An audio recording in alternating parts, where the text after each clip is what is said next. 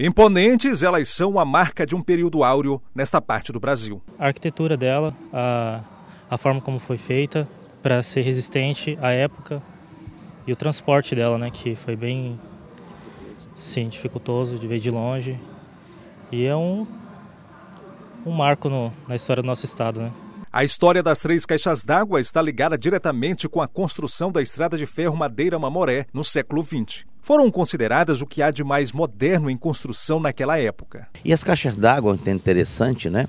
Que as pessoas pensam que nunca funcionaram. O que não é verdade. Eles tiveram atividade, sim, de caixas d'água. Abasteceram a cidade até 1957. Até 1957, os tanques abasteciam as residências de pouco mais de 10 mil moradores. E, na época em que funcionava, elas tinham a cúpula dela, a pintura, pintada de branco. Por quê? Porque a cor branca aquece menos que a cor preta. Os raios solares, a cor preta atrai muito mais raios solares para não aquecer muito a água. De Chicago, nos Estados Unidos, veio o material para a obra. Primeiro embarcando pelo mar e logo em seguida pelos rios amazônicos. Em viagens que duravam meses. E como um quebra-cabeça, os tanques foram montados pela Chicago Bridge Iron Works. Curiosidade, é bom que se diga que aqui na Praça das Caixas d'Água é necessário que se coloque uma placa para fazer uma homenagem ao guardião das caixas d'água. Um barbadiano que chegou aqui em 1908, foi o primeiro bombeiro hidráulico da ferrovia Madeira-Mamoré e ele dava manutenção e assistência às caixas d'água.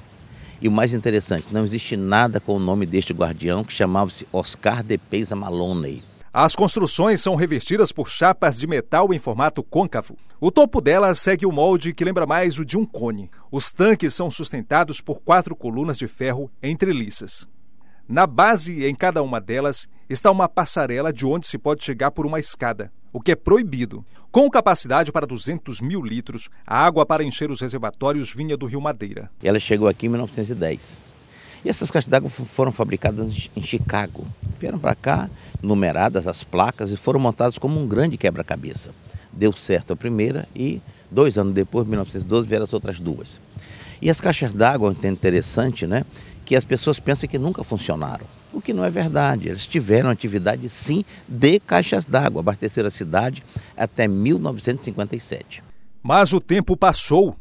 A população de Porto Velho cresceu, assim como o consumo de água que aumentou. Para as Três Caixas d'Água, restou a aposentadoria.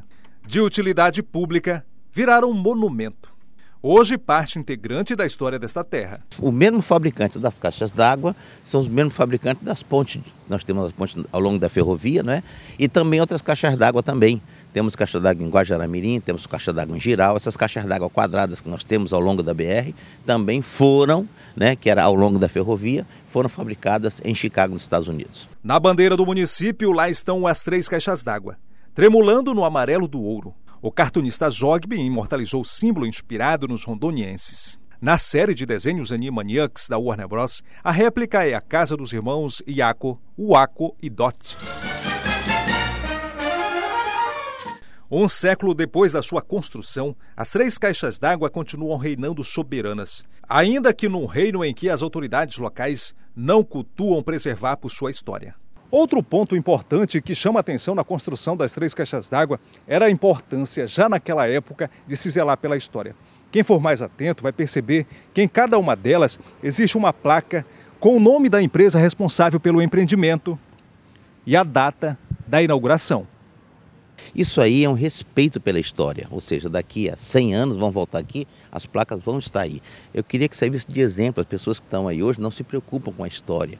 Inauguramos uma obra faz 3 ou 4 anos, não é assim. Que ano foi? Ano tal, como está no registro, como está naquela obra. Eu acho que deveria ser assim. O desgaste do tempo, aliado à falta de cuidado, tem feito a estrutura apresentar danos. E caso as providências não sejam tomadas, o historiador teme a continuação do desgaste. Ele também é a favor de que o município aproveite melhor os monumentos para atividades culturais.